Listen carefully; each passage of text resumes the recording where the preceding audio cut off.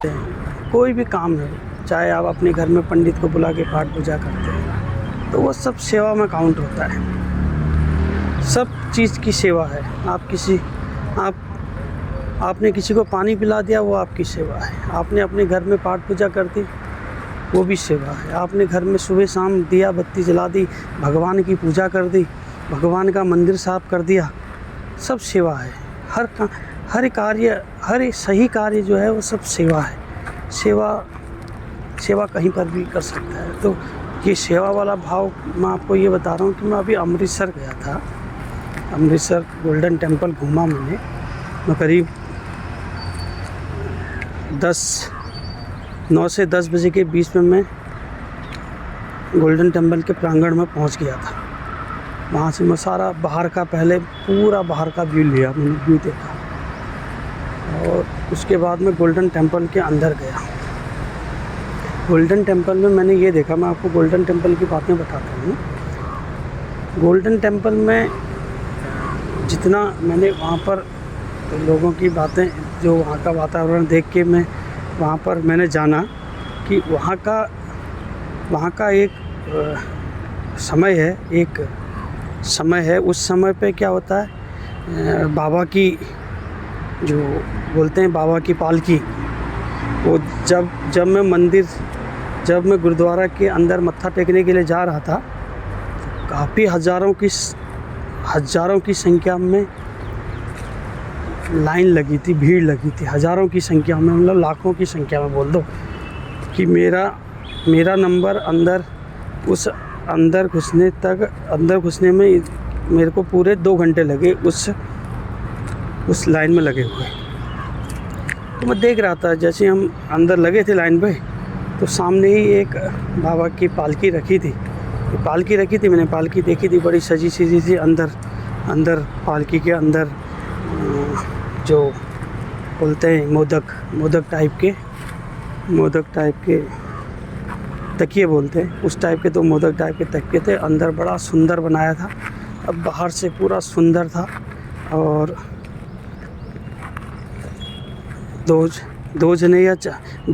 दो व्यक्ति आगे, 2 व्यक्ति पीछे पकड़ने वाले, 2 सुंदर से पीछे को जो कंधे में रखते हैं, ऐसे तरीके थी। अब बड़ी सुंदर पालकी लग रही थी, बहुत ही सुंदर पालकी। ऐसी पालकी हमने रामायणों में सीता माता की पालकी देखी है। अगर हम कोई रामायण देखते हैं, आज की टेक्नोलॉजी के रामायण, जो नए वाले रामायण हैं, हो सकता है रामानंद जी वाले रामायण में वो चीज़ पालकी ना हो, पर वो भी पालकी थी तो वो भी बड़ी सुंदर होगी, क्योंकि रामानंद जी ने भी बहुत अच्छी रामायण बनाई है और श्री कृष्ण बनाया है, देखा होगा। आज भी लोग इस रामायण को पसंद करते हैं, रामानंद वाली ही पसंद करते हैं। मैं अपनी जनरली बात करूं, मैं वही पसंद करता हूं। पर आज की जो नई टेक्नोलॉजी के रामायण हैं, उनमें बड़ी अच्छी चीज़ें, ये चीज़ें बड़ी सुंदरता से सजा के दिखाते हैं। तो ऐसी पालकी लग रही थी, तो वो पालकी वहाँ पर थी। हम लाइन पे लगे थे, हम जा रहे थे, तो लोग उस पालकी की तरफ को भी हाथ जोड़े थे, हमने भी हाथ जोड़ा। फिर बोल रहे थे पालकी है, आपस में बात कर रहे थे, तो हमने भी सुना कि बाबा जी की पालकी है। फिर जैसे हम अंदर गए, एक जहाँ से मत्था टेकते हैं, वहाँ से करीब 20 मीटर समथिंग, 20 मीटर मतलब ये है कि 100 कदम मान लो, 100 कदम पे गेट था, मेन गेट। तो जब हम उससे थोड़ा सा पीछे 10 कदम पीछे थे, तो पालकी अंदर को गई। तो अंदर को जा रही थी, तो सब जने गाना गा के और बड़े अच्छे धुनों में गुरुवाणी करते हुए बाबा जी की पालकी को अंदर को ले जा रहे थे। और इतने सेवक थे कि वो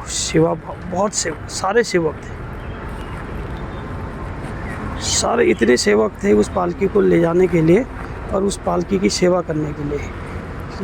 जिसको जैसी सेवा मिल रही थी, मैं ये भी देख रहा था वहाँ पे, जिसको वहाँ पर जैसी सेवा मिल रही थी, वो बस उसी सेवा पे अपना पूरा तन मन लगा के सेवा कर रहा था, जो सेवा जिसको जहाँ पर मिल रही थी। और हर स्थान पे सेवा करने वाले, हर जगह पे सेवा करने वाले लोग थे। कहीं पर ये नहीं कि वहाँ पर सेवा की किसी की बंदे की ज़रूरत है, ऐसा टाइप का लग ही नहीं रहा। जिसको जो सेवा मिल रही थी, जहाँ पर जो मिल रही थी वहीं पर ही वही करने में लग जा रहा था। ये देखा मैंने उस गुरुद्वारे में। और इतना बड़ा एरिया है, करीब नहीं भी होगा अगर हम उसके चक्कर मारें चारों तरफ। बीच में गोल्डन टेम्पल है, चारों तरफ उसका तालाब है, पानी का तालाब है चारों तरफ।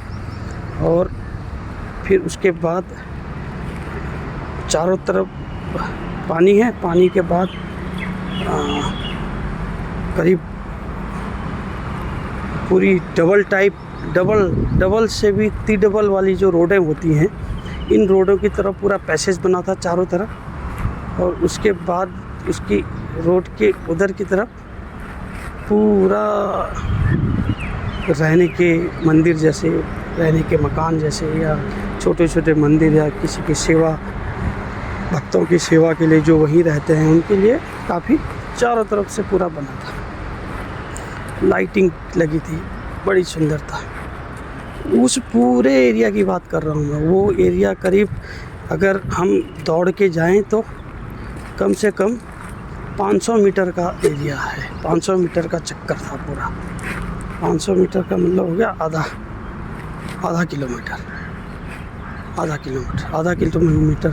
किलोमीटर से भी ज़्यादा का पूरा पैसेज था, गोल पैसेज। उसके बीच में पानी, फिर बीच में गोल्डन टेम्पल। तो उस पूरे एरिया में जहाँ पर सेवा चाहिए, सफाई, कोई जहाँ पर अगर एक पानी का बूंद भी गिर जाता, क्योंकि लोग तालाब में नहाना भी, वहाँ पर एक तीरथ है, वो तीरथ नहाते, लोग नहा भी रहे थे वहाँ पर। कई लोग जो नहा रहे थे वो नहा के ऊपर आ रहे थे कपड़े चेंज करने के लिए।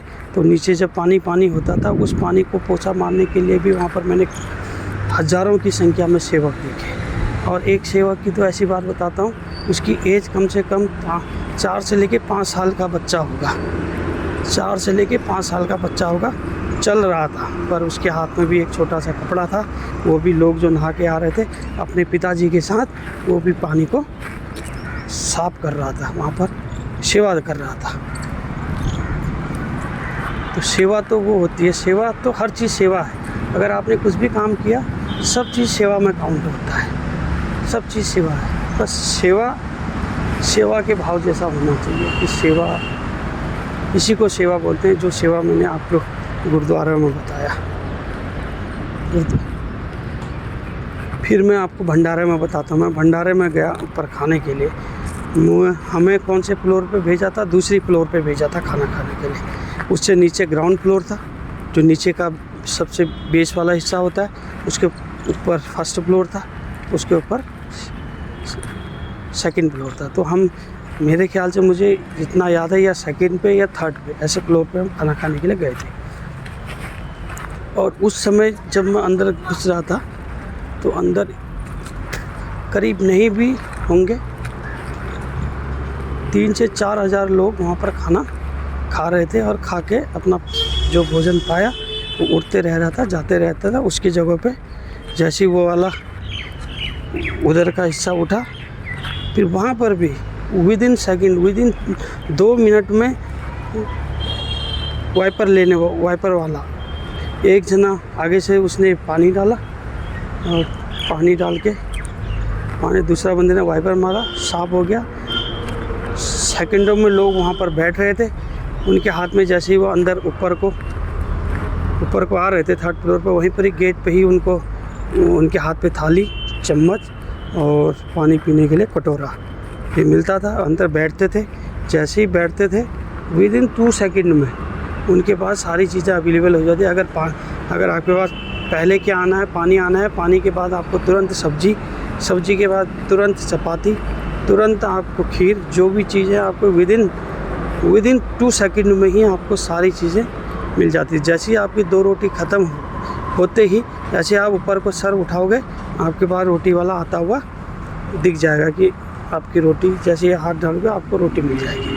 अगर आपकी सब्ज़ी ख़त्म हो रही है, सब्ज़ी ख़त्म होने से पहले ही अब तुम्हारी लाइन में सब्ज़ी बांटने वाला दिख जाएगा। तो वो है सेवा। उसको, उनकी सेवा देख के मुझे इतनी खुशी हुई। मैंने कहा ये है सच्ची सेवा। और ऐसे स्थान पे हम हम कुछ करके नहीं आए, क्योंकि हमें वहाँ पर सेवा करने का मौका ही नहीं मिला, क्योंकि हर स्थान पे सेवा करने वाले थे, मन था सेवा करने का, मगर यह कि इतना ज़रूर है कि उस स्थान पे घूम के आए तो हम भी वहाँ से इतना ज्ञान लेके आए, तो ये भी एक सेवा ही है। अगर आप किसी स्थान पे जाके उस स्थान के बारे में आपने कुछ वहाँ से सीख ले ली, तो वही आपकी सेवा है। तो यही सेवा के बारे में मैं आपको बताना चाहते थे। कभी भी सेवा करें तो इसी भाव से करें, और इसी भाव से करना भी चाहिए। आप बस बात उसी पे आ रही थी कि सही करें, कोई आपको देखे ना देखे, कोई आपसे कुछ कहे ना कहे, बस हर व्यक्ति को सही काम करना चाहिए। बस आप सही काम करते रहो, वही बहुत सबसे बड़ी सेवा है।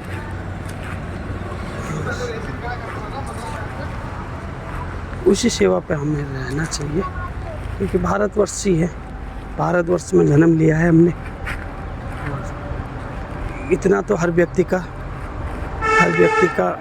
जो भारतीय है, जो भारत देश का नागरिक है, जो इस भारत देश को अपना जन्मभूमि मानता है, क्योंकि इसी जो आज हम स्वस्थ हैं, हम तंदुरुस्त हैं, हमारे दोनों पाँव चल रहे हैं, दोनों हाथ चल रहे हैं, और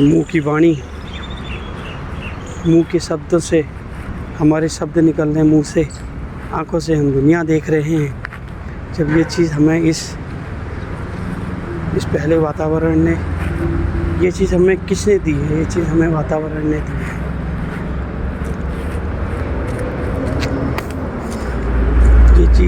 ये चीज़ सब इस भारत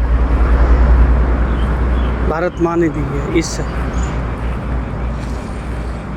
भारतवर्ष के क्लाइमेट ने दी है, इस भारतवर्ष के हवाओं ने दी है, इस भारतवर्ष के पेड़ पौधों ने दी है, इस भारतवर्ष के मौसम ने दी है, और इस भारतवर्ष की पे भगवानों का वास माना जाता है भारतवर्ष को। देवभूमि, कई स्थान यहाँ पर देवभूमि है, कई स्थान तीर्थ स्थल हैं, कई बड़े बड़े धार्मिक स्थल हैं, बड़े बड़े मंदिर हैं, बड़े बड़े मठ हैं, और बड़े बड़े सेवादार हैं, बड़े बड़े सेवक हैं। ऐसे इंसान हैं कि आपके सर पे हाथ रखे तो आपकी नैया पार होने वाले व्यक्ति यहीं पर ही हैं। ऐसे महापुरुष हैं मेरे भारतवर्ष में। तो इतनी सेवा अगर कुछ ना करें तो इतनी सेवा तो बनती है कि सही करें, आप जो करें सही करें, अच्छा करें। मैं बहुत पहले जब छोटा था तो लोगों के मुंह से सुनता था अपने कि सत्य की जीत है, सत्य की जीत होती है। कृष्ण भगवान ने कंस को मारा तो उस समय भी यही वर्डिंग आई कि सत्य की जीत है। राम ने रावण को मारा, उस समय भी यही बोला गया कि सत्य की जीत है।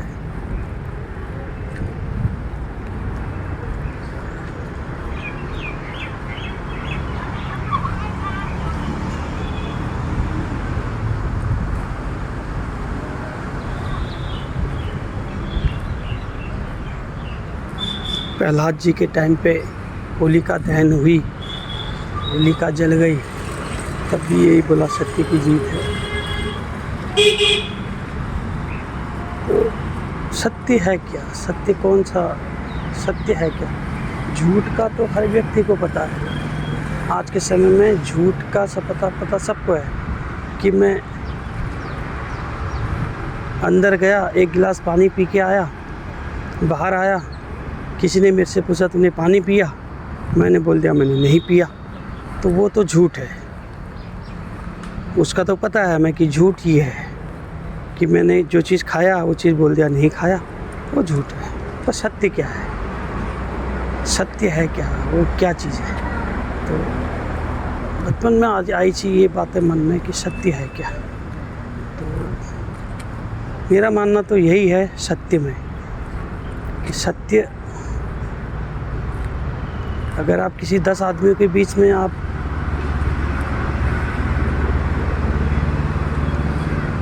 10 के 10 को अच्छे लगने वाली बात कर दो, जिसके बारे में बोल रहे हो उसको तो अच्छा लग ही रहा है।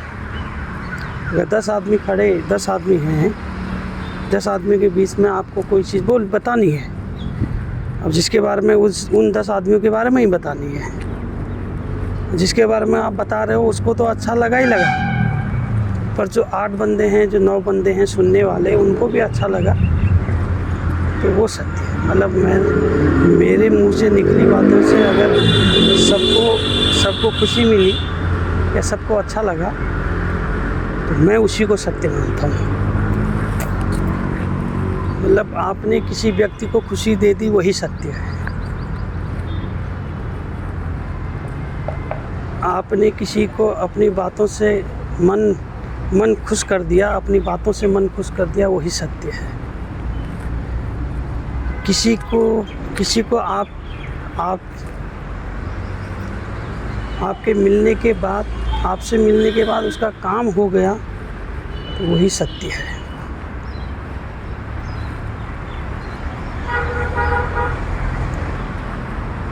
किसी को आप मिले और वो आपसे जुड़ा, इसलिए जुड़ा कि उसका काम हो गया, तो वही सत्य है। अब उसमें क्या हुआ कि आपके मन में ये विचार नहीं आना चाहिए कि अगर मैं नहीं होता तो उसका काम नहीं होता। आपने उसका काम कर दिया, आपके रहने से उसका काम हो गया,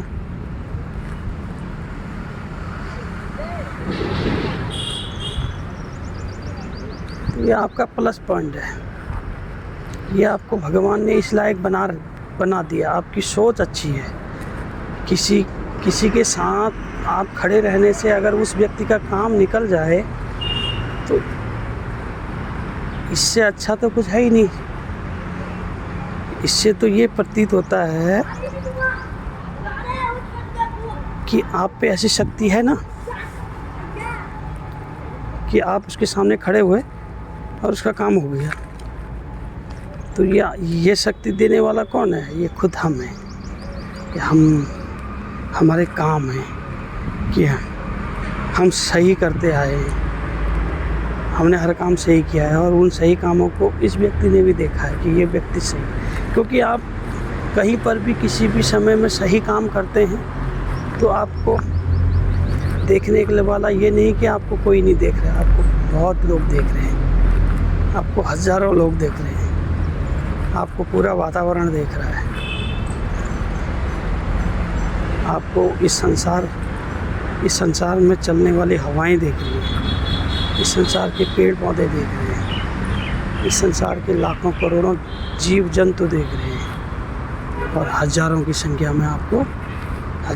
संख्या में से आपको 2-4 अच्छे व्यक्ति भी देख रहे हैं।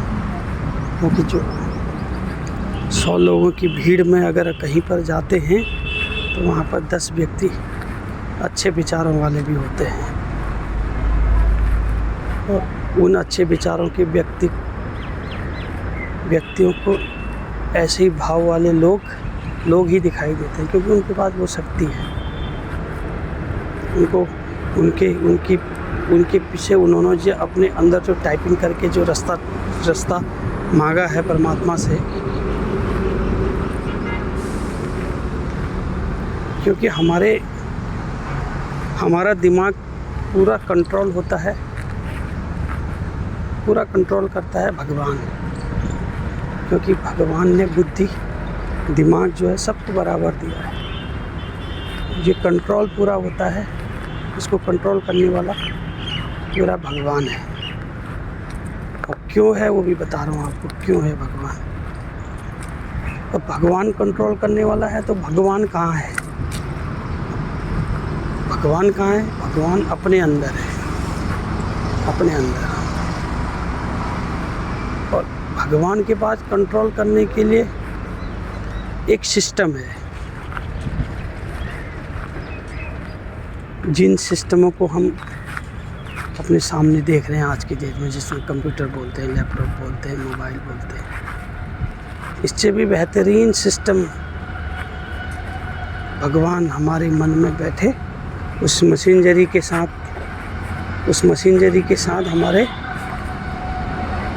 मन में बैठे हैं। तो जिस टाइप के शब्दों की हम टाइपिंग करके सर्च करेंगे, तो वही रास्ता हमें आगे की तरफ हमें रास्ता दिखाएगा, क्योंकि आपने सर्च कर दिया है।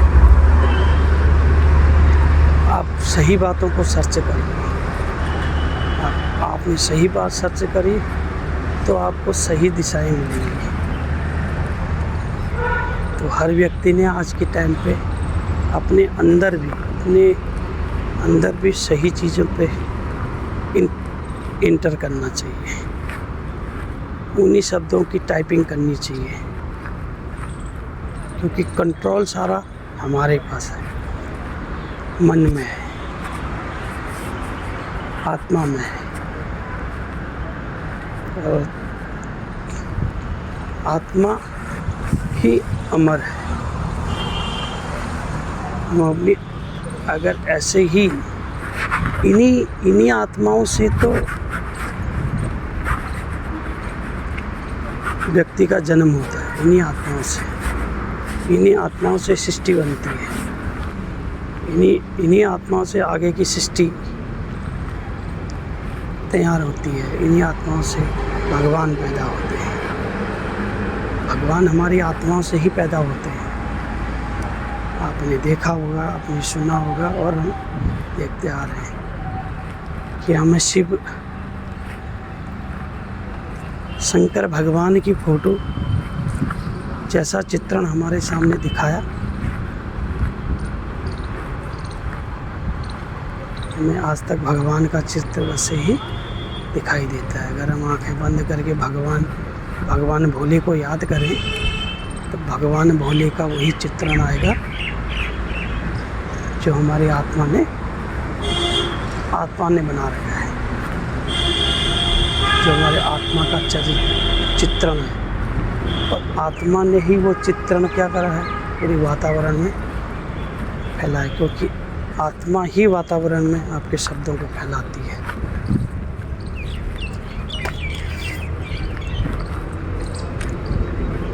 फिर भगवान के बाद आज के समय में आप बड़े बड़े महंतों का नाम भी सुनते होंगे,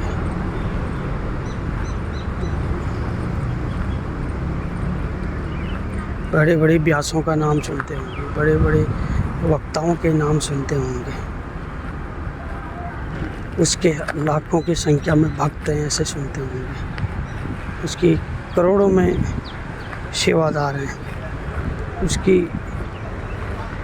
उसका आश्रम है, फलाने का आश्रम है, ये आज सुनते हैं। बड़े बड़े तीर्थ स्थल हैं उन व्यक्तियों के नाम। तो ये सब आत्मा ही है। हम अपनी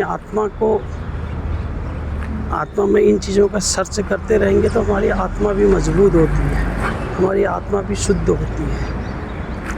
तो वो शुद्ध आत्मा जब बन जाती है, तो वो आत्मा और शुद्ध पाने के लिए उस आत्मा वहाँ से निकलती है, दूसरे के शरीर में प्रवेश करती है। जीवन मरण भी यही है।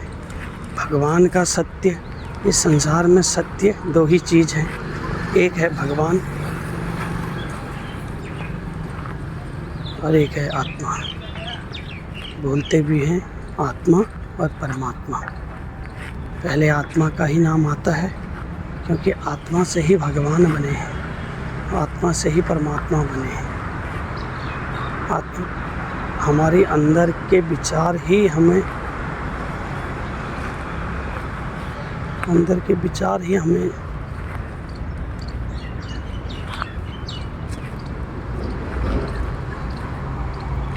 आपके विचार ही आपकी मतलब कहना चाहिए निर्माण, जो आपके विचार हैं उसी से पूरे संसार में आपने जिस टाइप से अपनी आत्मा को शुद्ध किया है उसी टाइप से आपको सम्मान मिलेगा। ये नहीं कि आपका सम्मान खाली जाएगा। अगर आपने अच्छा सब कुछ अच्छा किया है, अपनी आत्मा को आपने प्रसन्न किया है, अपनी आत्मा को आपने बल दिया है, अपनी आत्मा को आपने मजबूत किया है, तो उस आत्मा के लिए जितना सम्मान मिलना चाहिए उसका सम्मान मिलता है। अगर आप